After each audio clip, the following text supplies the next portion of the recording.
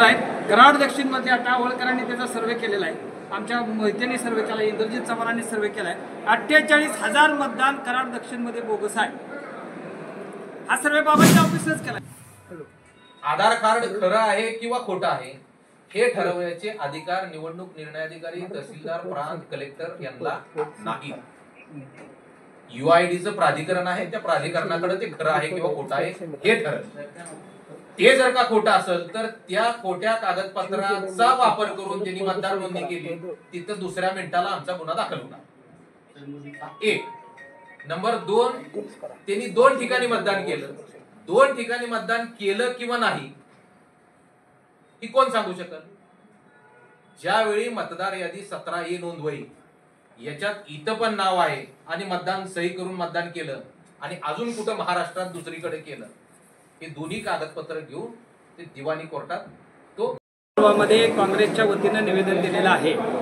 प्रांत अधिकाऱ्याने आमचं म्हणणं शांतपणाने ऐकून घेतलं आणि आम्हालाही त्यांनी उत्तर दिली, पण जी उत्तरं दिली ती भाजपचा प्रवक्ता असल्यासारखं त्यांनी उत्तर दिलेलं आहे। त्यामुळे त्यांच्या कुठल्याही प्रश्नाच्या उत्तरावर आम्ही समाधानी नाही आणि त्यांनी ज्या पद्धतीने एक्सप्लेनेशन दिलेलं आहे त्याच्यामुळे मूळ मुद्दा जो आमचा आहे की ज्या अधिकाऱ्यांनी हा घोळ केलेला आहे, ज्याने डुप्लिकेट मतदान नोंदलेलं आहे, त्यांच्यावर कारवाई होणार का या संदर्भामध्ये चकार शब्दपरात बोलायला तयार नाहीत। आम्ही हे चौकशी करू, ती चौकशी करू, हे केले ते केले अशी उडबाउडीची उत्तर देऊन आम्हाला या ठिकाणी त्यांनी बाहेर पाठवलेलं आहे। पण आम्ही ह्या संपूर्ण प्रक्रियेवरती पूर्णपणे असमाधानी आहे आणि आम्ही संपूर्ण सातारा जिल्ह्यामध्ये बोगस मतदार नोंदणी जी झालेली आहे त्याच्या विरुद्ध प्रचंड मोठं सन्माननीय पृथ्वीराज बाबा, आमचे जिल्हाध्यक्ष रणजित देशमुख यांच्या नेतृत्वाखाली आम्ही सर्वजण संपूर्ण सातारा जिल्ह्यामध्ये उग्र आंदोलन करणार आहे। आणि ज्या ज्या लोकांनी बोगस मतदार नोंदणी केलेली आहे, आता आमच्या कराड दक्षिण मधला जर विचार केला तर साधारण 48,000 मतदान या ठिकाणी बोगस नोंदलेलं आहे। त्यांचं शिराळ तालुक्यात मी मतदान आहे, वाळवे तालुक्यामध्ये पण आहे, इस्लामपूरमध्ये पण आहे, पाटण तालुक्यामध्ये आहे, आता वारंजीला नामदेवप्पांच्या घरात त्यांच्या वस्तीमध्ये पाटण तालुक्यातली मतदान नोंदी आहे, परराज्यातली मतदान नोंदी आहे।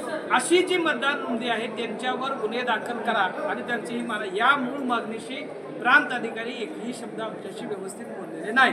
त्यामुळं त्यांनी जी काही उत्तरं दिली त्या उत्तरावर आम्ही पूर्ण समाधानी आहे आणि आमचं ताबडतोब त्यांनी या ठिकाणी आमची मागणी मान्य करायला पाहिजे, चौकशी करायला पाहिजे आणि ज्या बोगस मतदार जेवढी नोंदणी झालेली आहे ती बोगस नोंदणीला त्यांनी ताबडतोब गुन्हे दाखल करा ही आमची मूळ मागणी आहे आणि ती त्यांनी काही मान्य केलेली दिसत नाही। प्रश्न राहिला गणेश पवारचा। गणेश पवारच्या संदर्भामध्ये 25 तारखेला सुनावणी ठेवलेली आहे।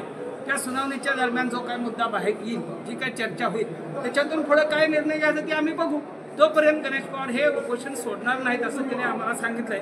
पण त्यांच्या आंदोलनाला काँग्रेसचा, सातारा जिल्हा काँग्रेस कमिटीचा, सातारा जिल्हा काँग्रेस कमिटीतल्या सर्व डिपार्टमेंटचा पूर्णपणे त्यांना पाठिंबा आहे आणि आम्ही त्यांच्या पाठीशी खंबीर उभा राहणार आहे आणि आम्ही त्यांचं कौतुकही करतो। एक छोटासा कार्यकर्ता त्याने एवढं मोठं आंदोलन उभा केलं त्याबद्दल त्याचं आम्ही कौतुक करतो। कराड दक्षिण मध्ये आता होळकरांनी त्याचा सर्वे केलेला आहे, आमच्या मोहितेंनी सर्वे केला, इंद्रजित चव्हाणांनी सर्वे केला आहे। 48,000 मतदान कराड दक्षिण मध्ये बोगस आहे। हा सर्वे बाबांच्या ऑफिसनेच केलाय ना, त्यामुळे तो रद्द झाला पाहिजे ही सुद्धा आमची मूळ मागणी त्याच्यामध्ये आहे। तो शुक्रवारी घेणार आहे। तुमच्या 2दा मतदान केल्याचा आरोप आहे, सगळं खोटं आहे, अंदाज खोटा आहे। मी 2 ठिकाणी मतदान केलेलं नाही। त्यांनी माझ्यावर केसेस घालावे, दिवाणी कोर्टात जावं नाही तर कुठल्या सुप्रीम कोर्टात जावं। मी माझ्या पत्रकार परिषदेत सगळे पेपर कागदपत्रासह मी माझी पत्रकार परिषद ज्या 2 दिवसानंतर आहे त्यावेळी तुम्ही या।